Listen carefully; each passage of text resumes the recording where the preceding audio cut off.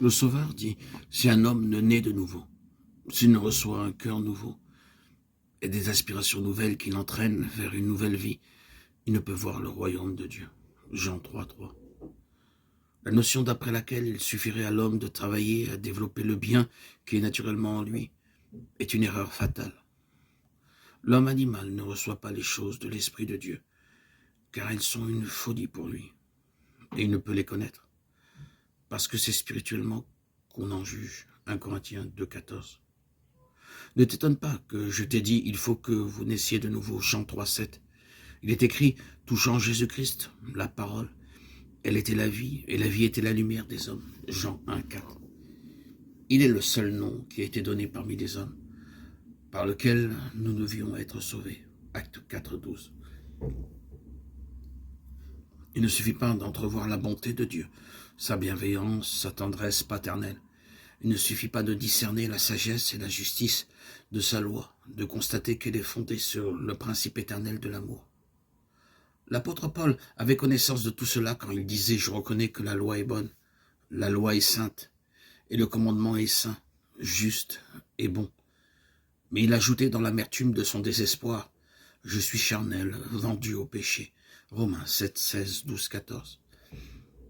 Il soupirait après une sainteté et une justice qu'il se sentait incapable de réaliser, mais il s'écriait « Misérable que je suis, qui me délivrera du corps de cette mort ?» Romains 7:24.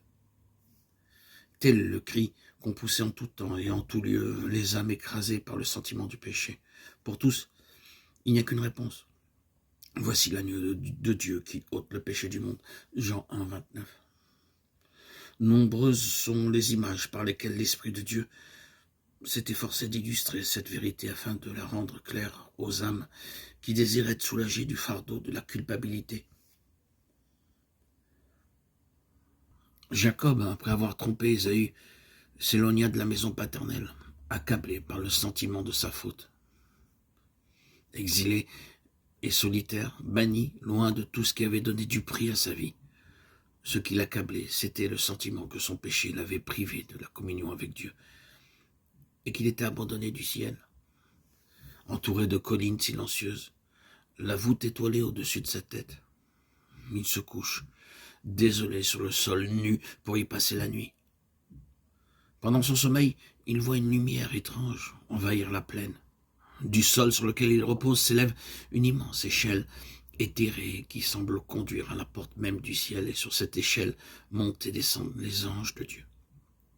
Il écoute, et du milieu de la gloire céleste, la voix divine lui fait entendre un message de consolation et d'espérance. Jacob trouva un sauveur répondant au soupir de son âme.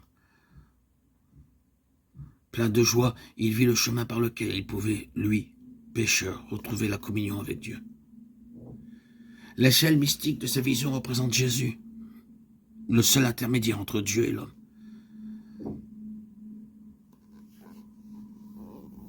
Dans sa conversation avec Nathanaël, le Christ se servit de la même image. Vous verrez, dit-il, désormais le ciel ouvert et les anges de Dieu monter et descendre sur le Fils de l'homme. Jean 1:51.